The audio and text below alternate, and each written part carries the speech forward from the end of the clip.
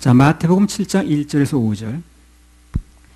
비판을 받지 아니하려거든 비판하지 말라. 너희의 비판하는 그 비판으로 너희가 비판을 받을 것이요 너희의 헤아리는 그 헤아림으로 너희가 헤아림을 받을 것이니라. 어찌하여 형제의 눈 속에 있는 티는 보고 내 눈 속에 있는 들보는 깨닫지 못하느냐. 보라, 내 눈 속에 들보가 있는데 어찌하여 형제에게 말하기를 나로 내 눈 속에 있는 티를 빼게 하라 하겠느냐. 외식하는 자여, 먼저 내 눈 속에서 들보를 빼어라. 그 후에야 밝히 보고 형제의 눈 속에서 티를 빼리라. 예, 그래서요, 인생을 평안하게 보내는 방법은 늘 좋은 말을 하는 것입니다.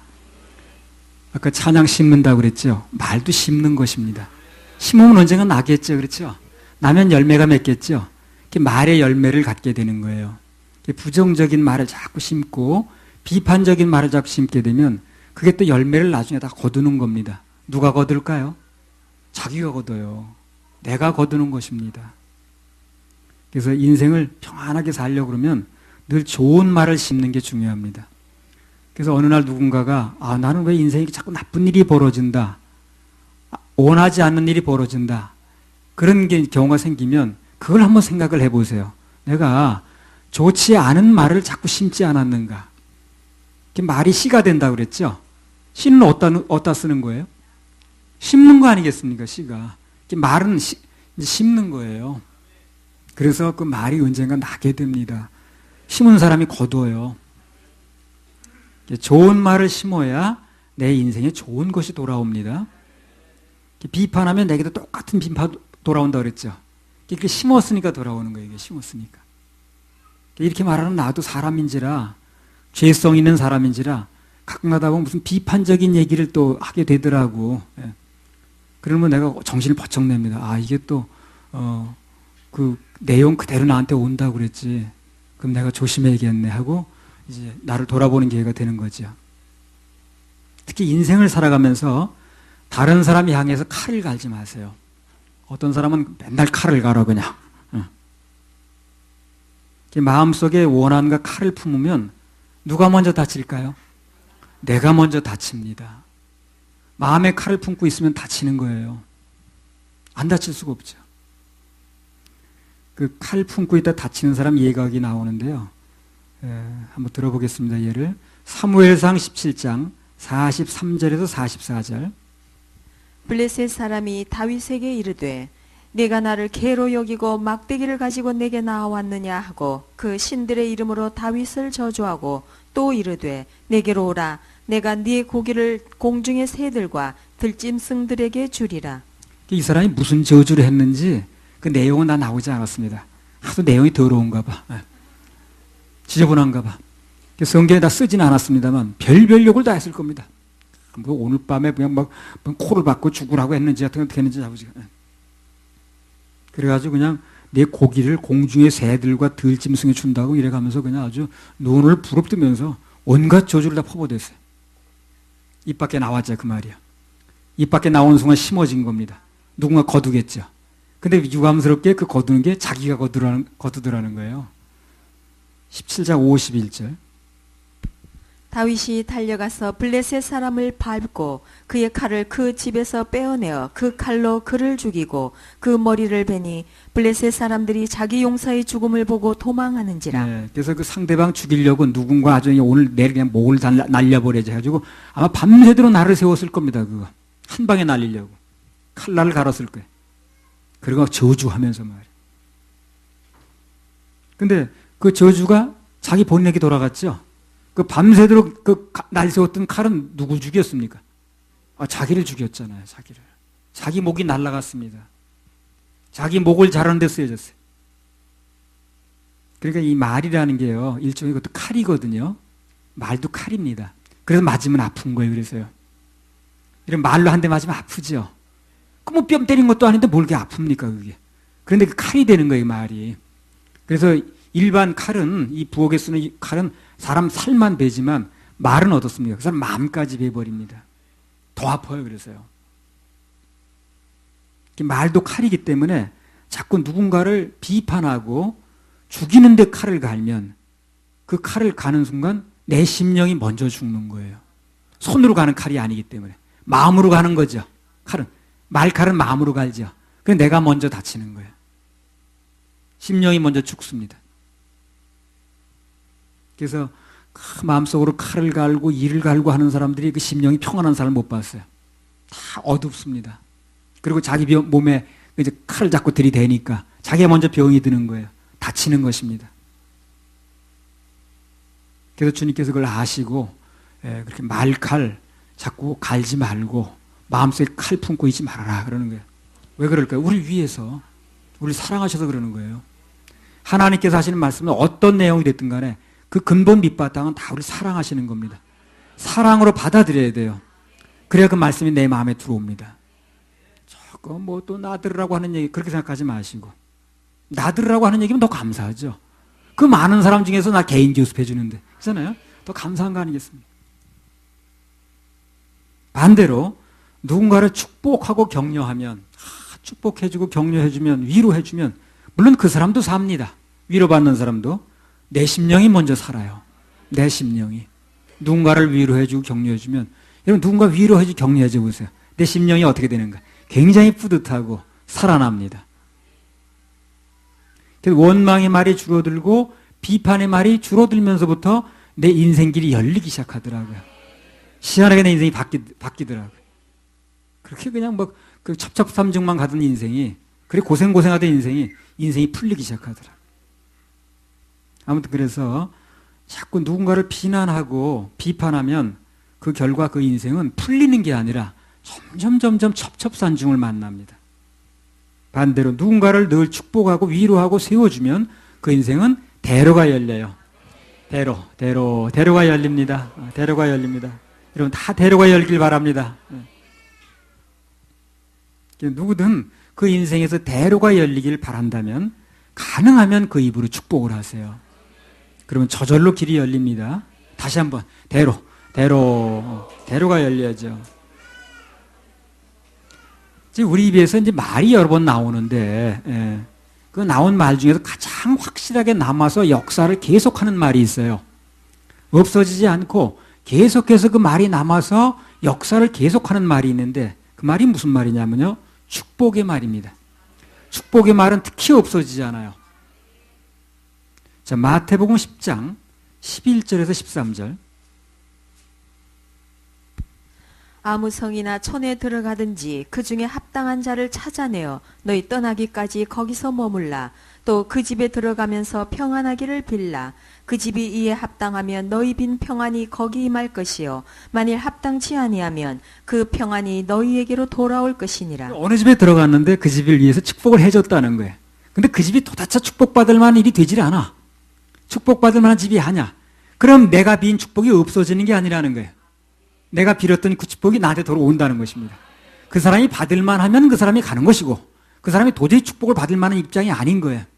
그러면 그 축복이 없어지는 게 아니라 내가 한 축복이 그 축복을 한 나에게로 돌아온다는 거예요. 그리고 바꿔 말하면 뭡니까? 축복은 절대 없어지지 않는다는 거죠. 축복을 한 말은 절대 없어지지 않는다는 거예요. 누군가에게 축복을 하면 그 사람이 받을 만하면 받는 것이고, 그 사람이 도대체 축복받을 만한 일이 안 되면 그러면 그 축복받을 그 축복의 말이 없어지는 게 아니라, 무효가 아니라 나에게로 그대로 돌아온다는 것입니다. 절대 없어지지 않는다는 거예요. 그래서 빈 평안, 축복은 절대 없어지지 않으니까 우리는 늘 입을 벌려서 누군가를 축복하고, 또 누군가를 위로하고, 누군가를 격려하고 칭찬하고, 그러면 그 인생이 참 좋아져요. 밝아져요. 그 돈 듭니까 그게? 무슨 뭐 세금 들어가는 거 그렇지 않잖아요. 그렇게 그 하나의 그 패턴만 바꾸면 되는 것입니다. 그래서 그냥 누군가에게 계속 축복하는 마음을 가지고 축복하고, 또 감사하고 위로하고, 그럼 내 인생 전반에 걸쳐서 좋은 일들이 벌어집니다. 자, 그러면 살면서 그런 축복된 말이 나와야 되는데 왜 자꾸 내 입에서 축복 대신 비판이 자꾸 나오는가? 원만 불평이 나오는가? 그것도 이유가 있겠죠. 자, 마태복음 7장 3절 4절. 어찌하여 형제의 눈 속에 있는 티는 보고 내 눈 속에 있는 들보는 깨닫지 못하느냐? 보라, 내 눈 속에 들보가 있는데 어찌하여 형제에게 말하기를 나로 내 눈 속에 있는 티를 빼게 하라 하겠느냐? 자, 여기 보면 내 입에서 축복, 감사 이런 말 대신에 자꾸 비판과 비난이 나오는 이유가 뭐냐면 내 눈에 들보가 있어 그렇다는 거예요. 들보가 석가래라고 그랬죠. 예. 그만큼 내 영이 맑지가 못한 거예요. 오염되어 있는 것입니다. 그러니까 내가 오염됐으니까 오염된 물질에서 오염된 것만 나오겠죠. 그렇지 않습니까? 그래서 내 영이 맑을 때는요, 그래서 눈이 밝을 때는 절대 남에 대한 비판이 나오지 않습니다. 왜? 좋은 것만 보이니까. 맑은 것만 보이니까. 그러니까 그 비판적인 게 보인다는 건 내 영이 흐려 있는 거예요. 아, 내가 이만큼 내 심령이 썩어 있는 아주 심령이구나. 그렇게 내가 내 심령이 흐려 있구나. 그러니까 흐리는 것만 보이는구나. 이렇게 판단을 하셔야 됩니다. 상대방이 흐린 거 자꾸 보지 마시고 내 영이 내 눈이 흐리니까 흐린 걸 자꾸 보이는구나. 예를 들어 내 눈 앞에서 선글라스 끼면 그 앞에 게 전부 검어 보이고 뭐 이렇게 색을 넣어 보이듯이 그 똑같은 거예요. 영의 눈이 열려서 내 허물이 보이게 되면 남을 비판하기 전에 어떻습니까? 나부터 고치려고 그러겠죠. 그죠? 내게 보이니까. 자꾸 안 보이니까, 내게 안 보이니까 남을 자꾸 비판하는 거거든. 내가 보이면 내 거부터 고칠 텐데.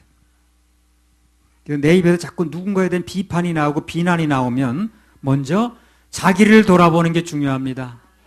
자기를 먼저 돌아봐야 돼요. 그러면 내가 먼저 변화되는 좋은 일이 일어납니다. 그리고 자기는 비판의 대상에서 벗어납니다.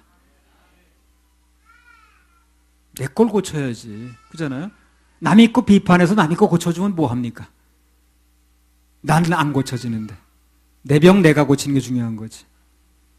아니, 환자가 병을 고치려면 내 병을 말해야지.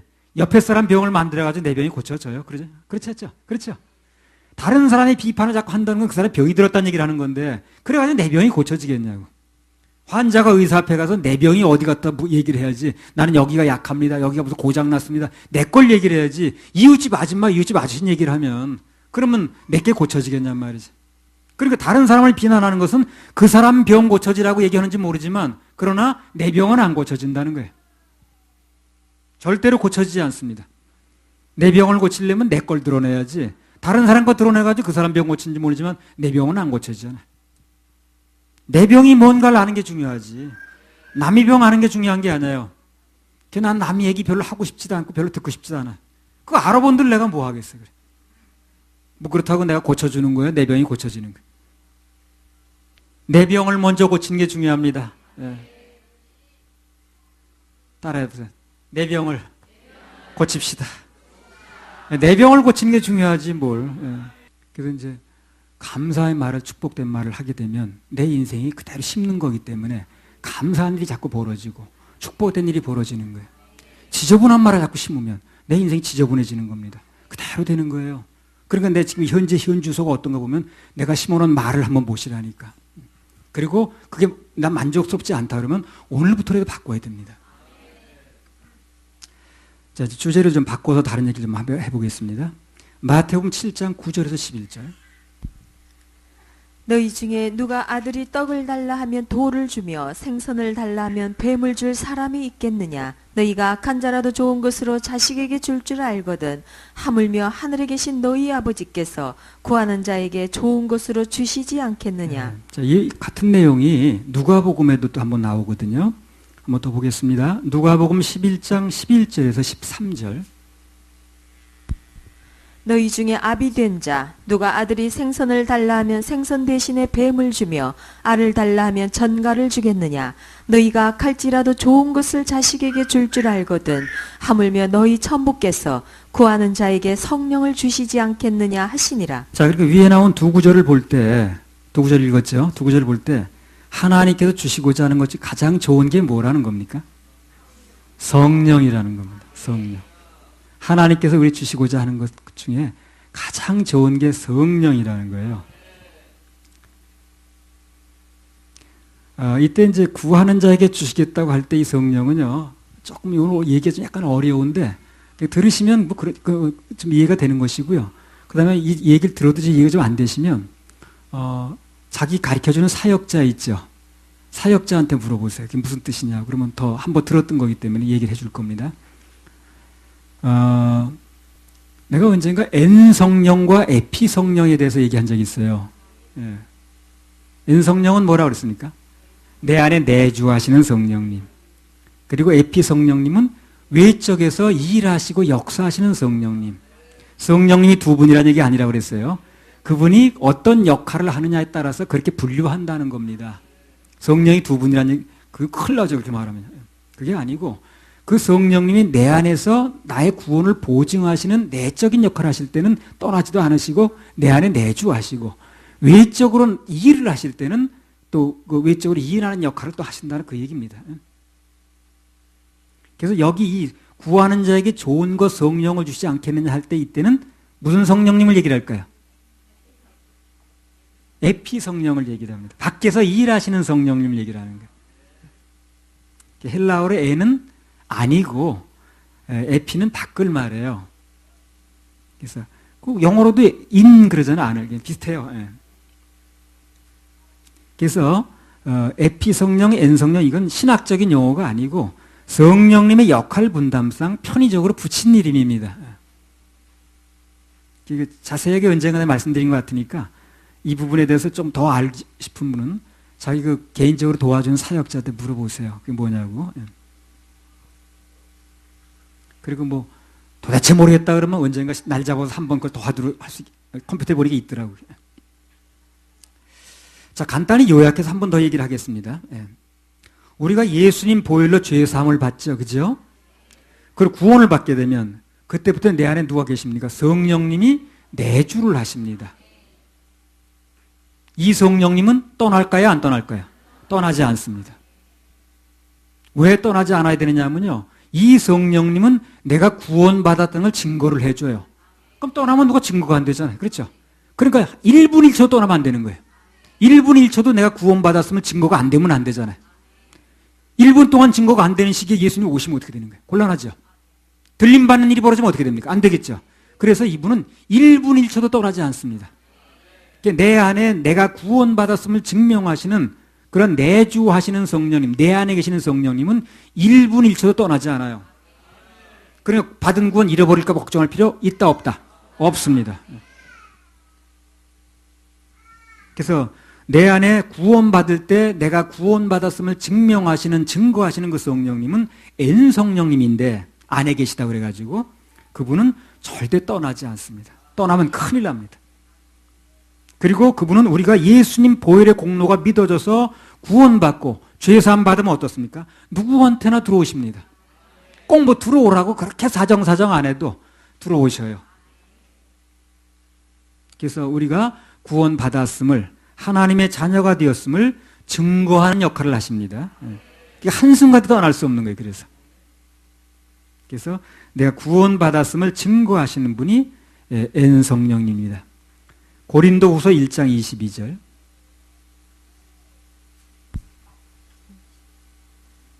저가 또한 우리에게 인치시고 보증으로 성령을 우리 마음에 주셨느니라. 네, 성령님 우리 마음에 주셨다 그랬죠?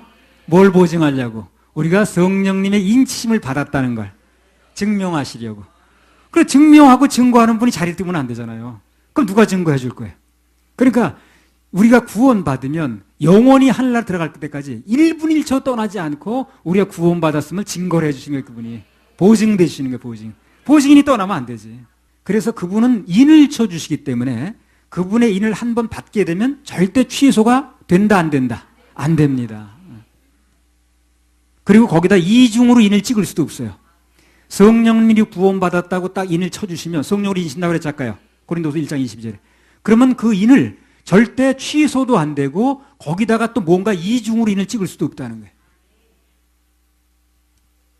그래서 내가 늘 말씀드렸더니 뭘 얘기를 합니까?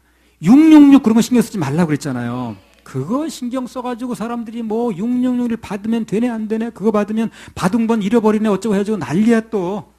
박스에다 CD 복사해서 다니면서 목사님들이 난리라고 지금. 그러면 그 사람 얘기 들으려면 성령이 구원받을 동안에 구원받는 순간에 우리 인을 찍었는데 그 인이 취소가 되고 666인이 다시 시킬 수 있다는 얘기죠. 안 된다니까. 그렇진 않다니까. 성령님이 한번 인을 찍으면 그 인은 이 세상 누구도 다 취소시킬 수 없어요. 그럼 그 사람 왜 그런 얘기를 하고 다니까 그 사람들은. 성령의 인을 찍은 적이 없는 거예요. 성령인을 받은 적이 없는 거예요. 그런 확신이 없는 거예요. 그러니까 그 인 찍으면 되냐 했더니 666인을 찍으면 되냐 안 되냐 이런 소리만 하고 다니는 거예요. 자기는 성령님의 인을 받은 확신이 없는 거예요. 그런 걸 받은 적이 없는 거예요. 그렇게 말하는 거지.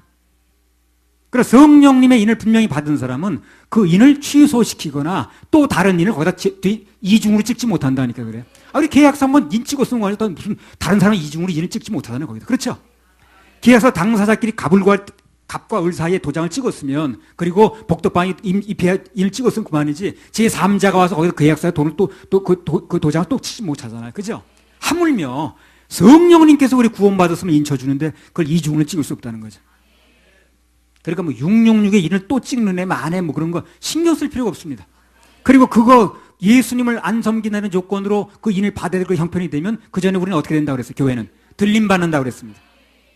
이렇게 분명하게 몇 마디 해주면 그렇게 떠들 일이 없는데 그걸 그 얘기가 안 되니까 그렇게 목사님들이 그냥 막 박스에다 CD 복사하고 다니면서 666이 받으면 안 된다고 그냥 막 돌아다니는 거야 지금요. 그 귀한 시간에 그런 거 하고 다니는 거지. 일단 성령인을 받은 사람은 절대로 이중인이 지키지 않습니다. 그리고 받았던 인이 취소되지도 않습니다. 그래서 1분 1초도 안 떠나고 계신 거예요, 그분이. 그런 사태가 벌어지면 안 되니까. 또 내 안에 계신 성령님, N성령님 무슨 일도 하시는가 많이 있어요. 그런데 이거 뭐 오늘 이 얘기를 다 하려고 하는 게 아닙니다. 그러니까 뭐 간단히 얘기하겠습니다. 요한복음 14장 26절.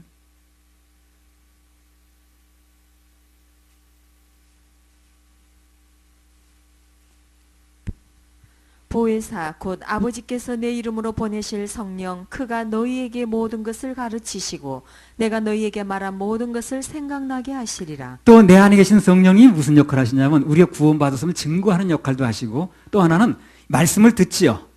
이 말씀이 생각나게 해주세요. 그리고 들었던 말씀이 깨닫게 해주십니다. 나 저 무슨 소리인지 모르겠네. 구원받은 사람은요 그 말씀이 깨달아지게 하시는 거예요. 그래서 아는 거예요. 우리 천국과 지옥을 가본 거예요, 지금요? 믿지요? 어떻게 믿습니까? 그분이 믿게 해주시는 겁니다. 여러분도 마찬가지로 나도 가본 게 아니에요. 근데 어떻게 가본 것처럼 얘기를 합니까? 성령님이 내 안에서 그것을 믿어지게 하시는 거예요. 그럼 성령이 없는 사람은 안 믿어지겠죠. 그러니까 뭘 가봐야 한다고 그러는 거예요. 나는 가보잖아 믿어지는 거예요, 이게. 그래서 아버지께서 내 이름으로 보내실 성령 그가 너에게 모든 것을 가르치시고 내가 너에게 말한 것을 모든 것을 생각나게 하신다는 거예요. 제자들이 예수님하고 지낸 지가 100년이 가까워도 그것을 그대로 써놓은 이유가 뭐냐면 그 창세기나 계시록이나 또 성경들 보게 되면 그 자리에 있었던 걸 좀 쓰죠. 그거는 그 자리에서 불러서 쓴 게 아니에요. 갭이 굉장히 많습니다. 100년, 200년 그렇게 갭이 있는 거예요. 그래도 쓰는 이유가 뭐냐면 성령님이 생각나게 하는 거예요, 그걸요. 그 역할도 N성령님이 하신다는 겁니다. 그 역할도. 자, 그래서 N성령에 대해서는요, 그 정도만 말씀드리고요. 이제 오늘 얘기하려는 게 에피성령을 얘기하려고 그러는 거예요. 자, 그 외에 성경의 극히 일부분의 신약에서 나오는 N성령 말고, 교회 시대에 나오는 N성령 말고, 구약 전체의 대부분의 그 수없이 나오는 하나님의 영, 무슨, 성령님하고 나올 때 하나님의 신 나올 때는 거의 다 에피성령을 얘기를 합니다. 그래서 거의 에피성령을 얘기하는 게 그 양이 많다 보니까 사람들이 성령하면 다 그 성령인 줄 알아요. 그래서 이 성령은 떠납니다. 당신의 일이 끝나면 떠나요. 그리고 당신을 섭섭하게 해드리면 왔다가도 가십니다. 그러니까 이 성령을 착각해서 사람들이 뭐라고 그럽니까? 구원받았다가 잘못하면 잃어버리는 거예요. 또 이렇게 해석을 해버리네. 하나가 잘못되니까 전체가 잘못돼버리는 거예요. 이렇게. 그러니까 에피 성령과 N 성령 구별을 못하는 거예요. 그래서 일하시는 성령님은 그분을 섭섭하게 해드리고 그분을 잘 모시지 않고 환영하지 않으면 환영 안 하니까 떠나기도 하는 거예요. 대접 얘기 끝에 이 성령 얘기가 나오니 그래서 대접해드려야 돼요. 대접하지 않고 그냥 거부하고 그러면요. 거기 굳이 있지 않아요. 떠나갑니다. 그러니까 사람들이 이걸 잘못해서 가지고 구원받고 나서도 그렇게 그냥 열심히 살지 않고 헌금 많이 안 하고 공사하고 충성 안 하면 하나님이 떠나시는 거야. 그래서 받은 건 잃어버리는 거야. 이렇게 말을 해버리는 거예요. 전혀 다른 얘기를 하는 겁니다. 그거는. 우리 안에 계시는 N성령은 떠나지 않아요. 그러나 일하시는 성령님, 그 역할 하시는 성령님은 일 없으면 왔다 떠나간다니까요. 이걸 구별을 못하는 그런 얘기를 하는 거예요. 그거 하나만 구별해도 그런 엉뚱한 얘기를 안 할 텐데.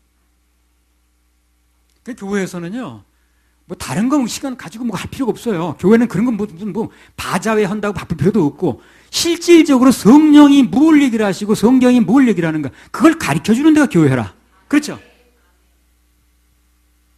아니 목사가 그렇게 뭐 어디 시골 목사는 좀 뭐 조속으로 자전거 타고 아침 저녁 신방 다니는 그런 거 안 해도 괜찮아요. 아니 뭐 걱정 없이 잘 살면 내버려 두는 거지 뭘 이렇게 자꾸 찾아가나 그래. 그런 거 안 해도 되고 성경을 분명히 구별해 가지고 사람들이 속지 않게 해주는 게 목사의 임무라. 뭐 자전거 타고 아침 조속으로 가지 않으면 어때 그래.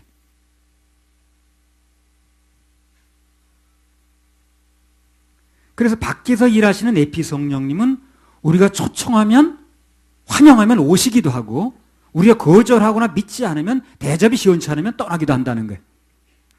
좋은 거 대접하는 대로 너희가 좋은 걸 받는다고 그랬죠. 그 대접 얘기 끝에 이 얘기가 나오는 거예요. 그래서 단순히 일과 관계가 있기 때문에 구원받지 못한 사람에게도 임할 수가 있어요. 일 때문에 오는 거니까. 일 때문에. 그 사람이 구원받지 않았어도 그분이 하실 일이 있으면 그 사람 통해 일을 하시는 거예요. 요게 헷갈린 게 사람들이 요게.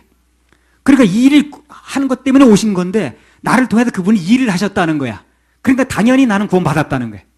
이게 또 문제. 그거 하나 구별을 못 해가지고. 일과 관계가 있기 때문에 구원받지 못한 사람에게도 임해서 일하실 수가 있다는 겁니다. 왜? 일이 있으니까. 일 때문에 왔으니까. 그러면 내가 예를 들어서 뭐 누구 집 뭐 가정집에 방문해가지고 내가 무슨 뭐 기사라고 합시다. 그럼 그 집 무슨 뭐 정수기도 고쳐줄 수 있고 가전제품도 고칠 수 있겠죠. 그 집 남편이라고 해줍니까? 아니 일 때문에 간 거죠. 그럼 일 끝나면 돌아가면 되는 거 아니야. 그러니까 일 있으면 가고 일 없으면 간다 그 말이야. 근데 이것은 구원받은 성령님은 일 있다고 오고 가는 게 아니에요. 그분은 일이 계속 있죠. 왜냐면 보증해야 되니까. 가지 않아요. 그래서 일 때문에 오신 성령님과 내 구원을 증거하기 위해서는 내주하시는 성령님하고 혼동하면 안 된다는 거예요. 그걸 혼동하다 보니까 내가 잘못하고 계속해서 열심히 안 내고 충성봉사 안 하면 그분이 떠나. 받은 건 잃어버리는 거야. 이렇게 말하는 거예요. 구원받지 못한 사람에게도 그분은 임하실 수가 있어요. 일 때문에. 그분의 예수의 권능의 이름을 믿어서 그 믿음은 믿음들이 역사가 나타나는 거니까 막 믿고 그 일을 하게 되면 그 일에는 또 역사가 나타날 수 있다는 거예요. 무슨 권능이 나타났다고 역사가 나타났다고 그걸 구원으로 착각하면 안 되는 거예요. 구원이라는 건 뭐로부터 구원입니까? 죄로부터 구원이죠. 죄가 사함 받아야 되는 거예요. 무슨 일이 나타났다고 역사가 일어났다고 구원받은 게 아닙니다.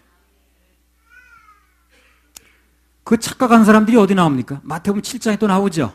22절 23절 읽어보세요. 그 얘기예요. 그 착각한 사람들 얘기를. 그날에 많은 사람이 나더러 이르되 주여 주여 우리가 주의 근데 그렇게 착각한 사람이 적다는 거예요? 많다는 거예요? 많다는 겁니다. 엄청 많다는 거예요. 예. 주의 이름으로 선지자 노릇하며 주의 이름으로 귀신을 쫓아내며 주의 이름으로 많은 권능을 행치 아니하였나이까 하리니 그때 내가 저희에게 밝히 말하되 내가 너희를 도무지 알지 못하니 불법을 행하는 자들아 내게서 떠나가라 하리라. 예, 그러니까 에피 성령과 엔 성령을 구별을 못해서 그분이 나를 더 일해 주시니까 그게 구원인 줄 아는 거야. 그 나중에 막상 천국 가고 지옥 가는 마지막 심판 날이 오니까 예수님은 그 사람을 전혀 모른다고 그러는 거예요. 일은 했지만. 그래서 이게 바로 엔 성령과 에피 성령을 구별을 못해서 일어난 대표적인 케이스가 이런 케이스라. 아무튼 이분은 오시기도 하시고 또 떠나기도 하십니다. 이분은 섭섭하게 해드리면 안 되고요. 다 그분을 기분 좋게 해드려야 되고요. 늘 불러야 되고요. 믿어드려야 되고요. 대접해드리고 그래야 돼요. 그분은 기분 나쁘면 가시기도 하셔요. 그렇다고 해서 그분이 가셨다고 그래서 내 받은 구원이 없어지는 게 아니라는 겁니다. 내 안에서 보증하시는 성령님은 영주하시니까. 그걸 구별 못하다 보니까 구원받은 다음에 죄를 지으면 성령님이 떠난다고 이렇게 잘못 말하고 자기만 이렇게 믿으면 좋은데 다른 사람이 그렇게 가르쳐준다 그 말이에요. 그래서 선생 잘 만나야 됩니다. 선생 잘못 만나면 평생 망가지는 거예요. 그래서 내주하시는 성령님, 즉 엔 성령님은 절대 떠나지 않습니다. 그래서 우리의 구원은 안전한 거예요. 그러나 밖에서 일하시는 성령님, 에피 성령님은 필요에 따라서 오시기도 하시고 떠나기도 하세요. 그럼 어떤 교회에 그 에피 성령님이 계속 있게 하시려면 어떻게 합니까? 일을 계속 해야 돼. 일을 놓으면 안 돼요. 뭔가 일을 해야 되는 거예요. 사역도 계속 해야 되고, 구령도 계속 해야 되고, 양육도 계속 해야 되고, 뭔가 일을 계속 해야 돼. 일거리가 없으면 가시니까, 그분은. 그 일을 계속 해야 되는 거예요. 일 없으면 그분 가십니까? 일을 계속 하는 게 중요한 거예요. 그리고 우리는 그분을 늘 높이고, 그리고 환영할 필요가 없어요. 환영할 필요가 있습니다. 뭐 성령님 오세요, 뭐 그런 뭐 전에 그런 사역도 있었잖아요. 다 그런 사역이 그게요. 그분을 환영해 드리니까 역사가 일어나더라는 거죠. 그 역사가 일어나는 건 좋다는 거예요. 나도 그런 역사가 일어나길 바라니까. 그러나 그 역사가 일어난다고 그래가지고 그걸 죄사함 받고 구원받는 거고 짬뽕을 시키면 안 된다는 거예요. 그건 그것대로 다른 역사니까. 그래서 오늘 많은 뭐 어떤 기도원 같은 데 어떤 역사 일어난다 그러고 무슨 그 복을 받았다 그러고 말하는 사람 있잖아요. 그거는 그런 역사라. 그분을 환영해 드리고 그분을 높여 드리고 그분을 찬양해 드리니까 그런 역사는 일어나는 거예요. 그래서 그걸 구원은 아니라는 거예요. 구원은 죄사함 받아야 됩니다. 이걸 착각하게 되면 큰일 납니다. 교인들한테 그걸 가르쳐 줘야 돼요. 그래서 우리는 에피 성령님이 역사하시게 하려면 늘 그분을 높여드리고 그분을 환영할 필요가 있어요. 감사해야 되고 좋은 말 해야 되고 지저분한 말 하면 그분 떠나거든요. 지저분한 거 있기 원하는 거예요. 원치 않는 거예요. 자꾸 내 입에 지저분한 말이 나고 원망이 나고 불평하면 그분은 내 앞에 역사를 하지 않습니다. 그러니까 내가 구원받은 건 맞는데 하나님의 역사가 없으니까 내가 하나님이 계신 거에 맞는 거예요. 나중에 이렇게 되는 거예요. 그래서 그 일하시는 성령님, 역사하시는 성령님의 계속해서 우리 교회 역사하시고 내 인생이 역사하시게 만들려면 그분에게 늘 좋은 말을 해드려야 되고 감사의 말이 넘쳐야 되고 원망을 떠나가야 되고 칼 갈지 말고 이렇게 되는 거예요. 이렇게 구분해서 말하면 되는 걸 그걸 짬뽕을 하지 말아버리니까. 다시 한번 말하지만 성령님이 두 분이라는 얘기를 하는 게 아닙니다. 그런 말이 아니라 역할이 이렇게 나눠진다는 얘기를 하는 거예요. 마치 한 분의 하나님이 역할이 다르듯이 똑같은 겁니다. 그 성령님 자체가 우리 주님이세요. 예. 주님이 그렇게 아주 변화무쌍하게 일을 하시는 거예요. 지금. 그래서 아무튼 간에 에피 성령, 즉 밖에서 역사하시는 그 성령님께서 나를 위해서, 우리 교회를 위해서, 우리 협회를 위해서 계속해서 일하시도록 하려면 자꾸 환영의 사인을 보내야 돼. 환영의 사인을 보내야 돼. 그러니까 우리가 먼저 그분을 대접해드려야 된다는 거예요. 자, 마태복음 7장 11절 12절. 너희가 악한 자라도 좋은 것으로 자식에게 줄 줄 알거든 하물며 하늘에 계신 너희 아버지께서 구하는 자에게 좋은 것으로 주시지 않겠느냐. 그러므로 무엇이든지 남에게 대접을 받고자 하는 대로 너희도 남을 대접하라. 예, 이것이 좋은 것으로 주시겠다고 하는 것이 성령이라고 그랬죠. 근데 그때는 그 성령님은 대접해 온다는 거예요. 대접해. 그 대접 얘기 이걸 하는 거예요. 지금요.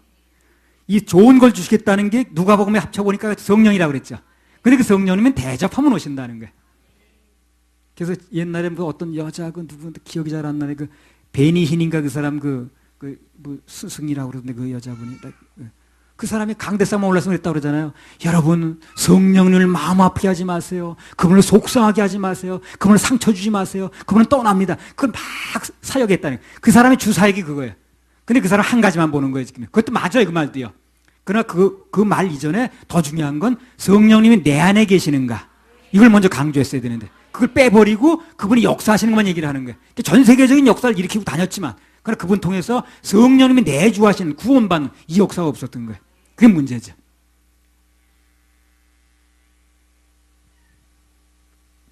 그래서 우리 먼저 에피 성령님이 나를 위해서 일하시려면 그리고 우리 교회에 일하시게 만들려면 여기 늘 계셔서 우리 역사를 일으키고 일하시게 만들려면 그분의 일하심을 사모해야 되고 그분께서 일하시도록 맡겨야 됩니다. 맡겨야죠. 맡긴다는 건 무책임이 아니라고 그랬어요. 그죠? 무책임이 아니고 그분이 일하시도록 일터를 만들어 드리는 겁니다. 그분이 일거리가 없으면 가신다고 그랬으니까. 내 문제를 맡기면 그 일거리가 생겼죠. 안 갈까요? 안 갈까요? 왜 안 갑니까? 일거리가 생겼으니까. 그래 내 인생의 문제 자꾸 맡기는 게 중요한 거예요. 그래서 내 문제를 내가 끌어안고 막 이거 내 문제 내가 해결해야지 누구한테 맡겨가지고 자꾸 고민하고 염려하고 내 일을 내가 하게 되면 그러면 그것은 성령을 떠나보는 역할이 돼버리는 거예요. 그분에게 안 맡기면 그분 일거리가 없죠. 그러면 그 사람 인생에 할 거리가 없는 거예요. 그러면 그분 일거리 없으면 가시겠죠. 그러면 내 인생이 안 풀리는 거예요. 그래서 내 인생의 모든 문제를 맡기는 게 중요합니다. 중요한 거예요. 인생의 문제를 맡기면 그분이 일거리가 생긴 거예요. 나에 대해서. 그래 내 인생에 계속 일을 해주시는 거예요. 그러니까 맡긴다는 건 무책임이 아니라니까요. 우리 교회에 일어나는 문제도, 여러분의 문제도, 내 문제도 계속 주님께 맡겨드리면, 저 목사는 되게 무책임하네. 다 하나님께 미루고 자기는 하지도 않네. 내가 할 게 뭐 있나 여기서. 주님께 맡기면 주님 일거리가 생겼죠. 그럼 우리 교회는 주님이 떠날 수가 없는 거예요. 일하시는 성령이 떠날 수 없다는 거예요. 계속 맡겨드리니까. 일거리 있으면 해야 될 거 아닌가. 근데 일거리가 없네. 맡기질 않네 아무도. 그럼 일감 있는 대로 가시는 거예요 그분은. 그러니까 맡긴다는 건 굉장히 중요한 겁니다. 너희 염려를 다 주께 맡겨버리라. 이는 저가 너희를 권고하심이라고 그러잖아요. 맡겨버리면 그분은 나한테 일거리가 생긴 거예요.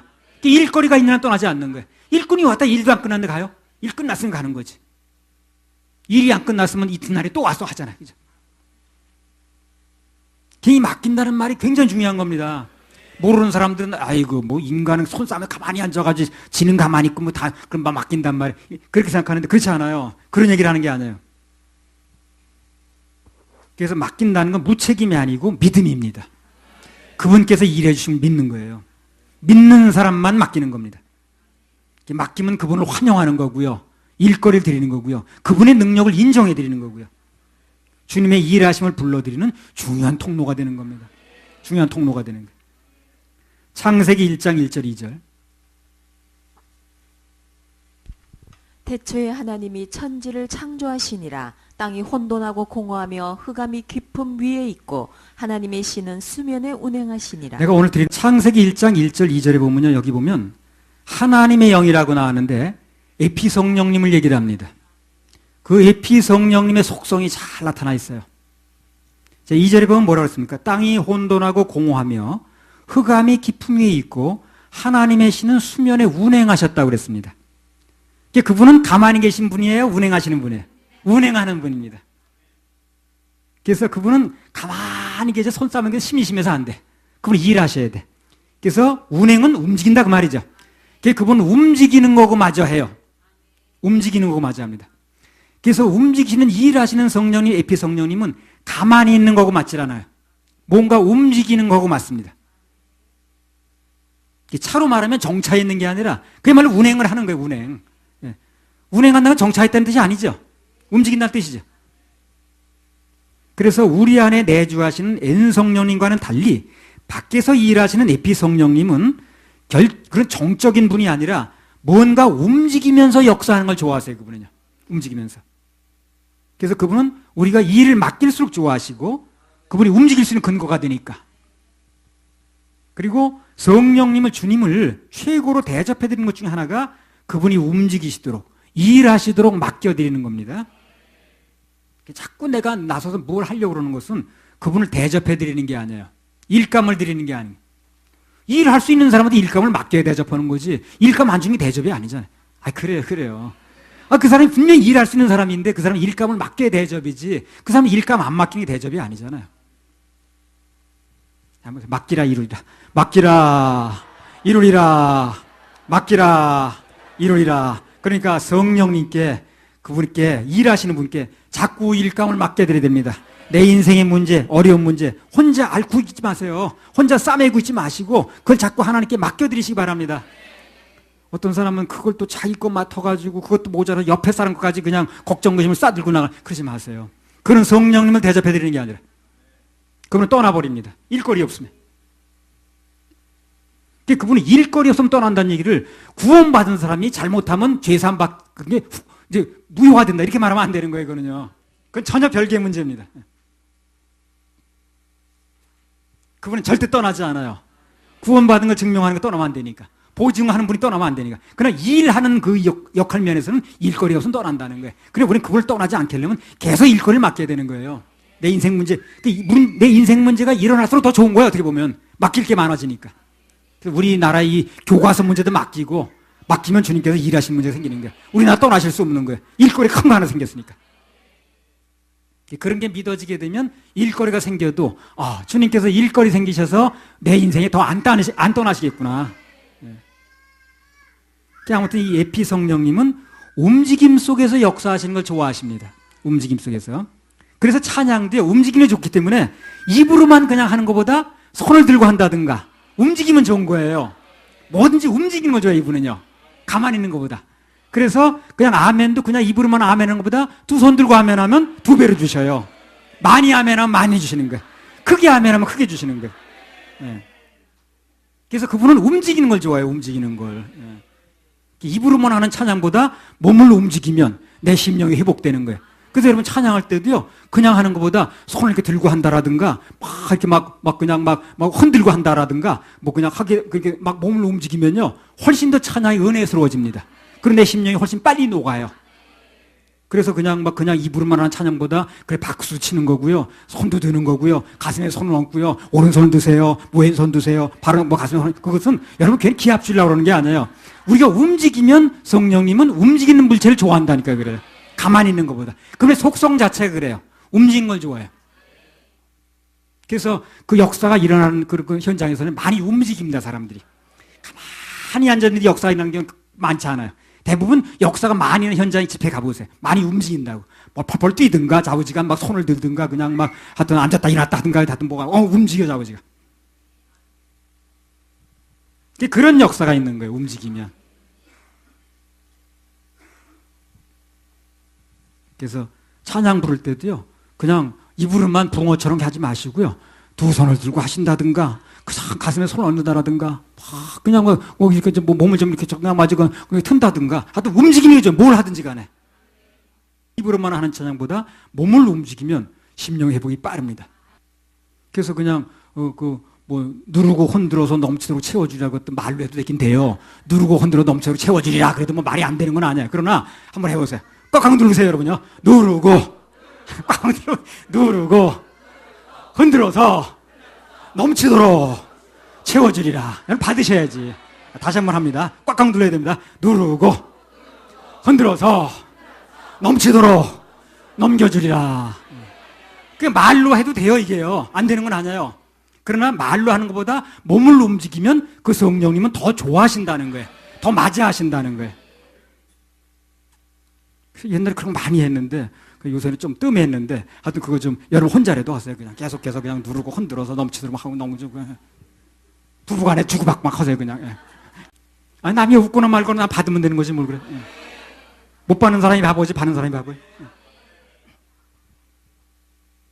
예. 같은 맥락에서 그 입술로만 하는 찬양보다 손을 들고 이렇게 하는 게 더 성령님은 맞이하시고, 춤을 추면 더 좋아해요, 춤을. 춤을 추면 또 너무 좋아한 거야. 그래서 다윗이 어떻게 합니까? 정말 기쁠 때는 막 그냥 보이도록 그냥 막 뭐 좀 보여도 괜찮은가 봐, 사실 그것도. 막 보이도록 춤을 췄잖아요. 그러니까 제일 기쁠 때 그렇게 대접을 해드리는 거예요.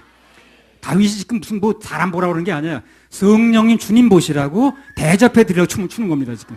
그게 대접인 걸 아는 거예요, 다윗이. 그 몸을 움직이고 춤을 추는 게 그분에 대한 대접인 걸 알고 있는 거예요. 근데 그 부인 이름이 뭐였지? 그 밉사스러운 여자. 그럼 모르는 거야, 그 사람은. 그래가지고 왕이 무슨 속살이 보이도록 춤을 췄다는 둥 어쩌고저쩌고 그러잖아요. 그래서 그 방에 평생 들어가지도 않아서 다윗이 그다음부터. 그 아이가 없는 거야, 안 들어가니까. 하늘을 비해 벌을 따는 거야. 그래서 다윗도 결정적인 순간에는요, 두 손 들고 찬양하고, 그 시편에 보세요. 두 손 들고 찬양하란 말이 참 많이 나옵니다.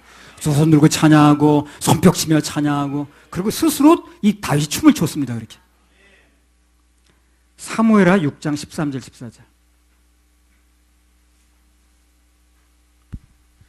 여호와의 궤를 맨 사람들이 6걸음을 행하매 다윗이 소와 살찐 것으로 제사를 드리고 여호와 앞에서 힘을 다하여 춤을 추는데 때에 베에봇을 입었더라. 예, 그래서 여호와를 궤에 맨 사람들이 그 여호와의 궤가 그 예루살렘을 들어오는데 너무 기쁜 거예요, 다윗이요. 기쁘다는 것을 그냥 입으로만 기쁘다. 그래도 기쁜 거야, 그죠? 근데 그 사람은 기쁘다 이렇게 말하는 게 아니라, 말로 끝내는 게 아니라 막 춤을 추는 거예요, 앞에서. 그러니까 기쁘다는 표현을, 감사하다는 표현을 최고로 나타낼 수 있는 게 춤을 추는 거예요. 더 이상은 어떻게 하겠어요? 춤을 추는 거 위에 더 못 하겠어요. 그러니까 입으로 감사해도 감사가 맞고, 그 다음에 뭐 그냥 손을 들면서 감사해도 감사는 맞는데, 최고로 감사를 올리는 게 춤이라고 생각하는 거예요, 이 사람은. 그래서 다윗이 춤을 추는 거예요, 거기서요. 그러니까 하나님에 대해서 최고의 감사를 올려드리는 거예요, 이 사람. 그걸 이해를 못하는 거예요, 미갈은. 그 세계를 이해를 못하는 거예요. 부인이 그래요. 부부간에 서로의 영적 세계가 맞아야 돼요. 그래야 행복한 거예요. 이 다윗을 사랑한 건 많은데 미갈이 남편의 영적 세계를 이해를 못하는 거예요, 미갈이. 그게 불행입니다. 결국 그 부부는 같이 살지 못했어요. 다윗은 그래서 춤을 추는 거거든. 하나님 앞에는 최고의 감사를 올려드리겠다는 거예요. 그래서 입으로 감사하다고 말할 수 있지만 나는 춤을 추겠다는 거거든. 근데 이 미가는 그걸 이해를 못하는 거예요. 왕이 뭐 저러고 채통머리 없이 저러나든. 여호와의 궤를 맨 사람들이 6걸음을 행하며 다윗이 소와 살진 것으로 제사를 드리고 여호와 앞에서 힘을 다하여 춤을 추는데, 힘을 다하여 춤을 추다 보니까 막 옷매무새도 뭐 좀 흩어지고 그런 거예요. 예. 배에 벗어 속에 입은 건데 그 속옷이 다 보이는 거예요 지금요. 그래서 아무튼 간에 다윗은 자기 생애 최고의 감사와 기쁨을 하나님 앞에 뭘로? 춤으로 올려드렸습니다. 시편 150편 1절에서 6절. 할렐루야. 그 성소에서 하나님을 찬양하며 그 권능의 궁창에서 그를 찬양할지어다. 그의 능하신 행동을 인하여 찬양하며 그의 지극히 광대하심을 쫓아 찬양할지어다. 나팔 소리로 찬양하며 비파와 수금으로 찬양할지어다. 소고치며 춤추어 찬양하며 현악과 퉁소로 찬양할지어다. 큰 소리 난 제금으로 찬양하며 높은 소리 나는 제금으로 찬양할지어다. 호흡이 있는 자마다 여호와를 찬양할지어다. 그래요. 여기 보면 호흡이 있는 자마다, 살아있는 사람은 찬양하라고 그랬죠. 근데 그냥 찬양만 하는 게 아니라 뭡니까? 나팔 소리 찬양하고 비파 수금으로 악기 울리면서 찬양하고 소고치면서 춤추어 찬양하고, 그래 내가 할 수 있는 모든 걸 동원하라는 거죠. 그게 하나님을 최고로 찬양해 드리는 거예요. 그리고 최고로 대접해 드리는 겁니다. 그러면 대접해 드렸으니까 그분에게서 올까요? 당연히 옵니다. 내가 그분에게 대접해 드렸으니까 그분에게서 나에게 당연히 오는 것입니다. 그래서 우리가 최고의 찬양을 올려드리고 춤을 추고 그분에게 올려드리면 그분으로부터 오는 거예요. 소고치며 춤추어 찬양하며 현악과 퉁소로 찬양할지어다. 그래서 호흡이 있는 자, 즉 살아있는 자는 하나님께서 찬양하고, 그리고 악기도 울려가면서 춤도 추라는 것입니다. 그게 시편의 결론이고 우리 인생의 결론이에요. 자, 다시 마태복음으로 돌아갑니다. 마태복음 7장 12절. 그러므로 무엇이든지 남에게 대접을 받고자 하는 대로 너희도 남을 대접하라. 이것이 율법이요 선지자니라. 예, 그래서 인생을 풍성하게 사는 방법 중에 하나가 대접하는 겁니다. 주님도 대접해드리고, 주님 대접하는 방법 중에 얘기했죠.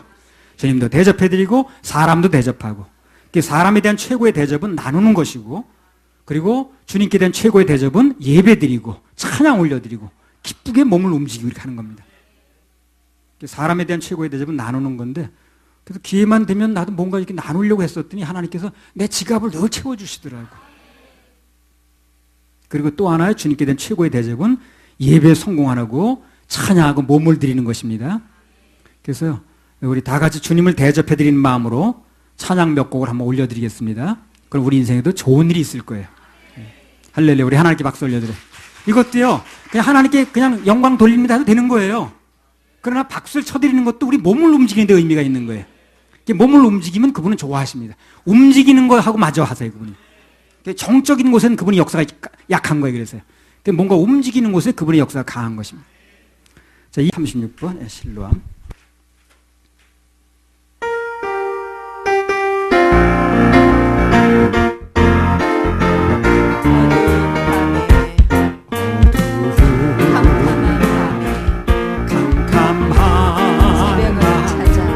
새벽을 찾아 떠난다. 종이울 닭이 울어 내 눈에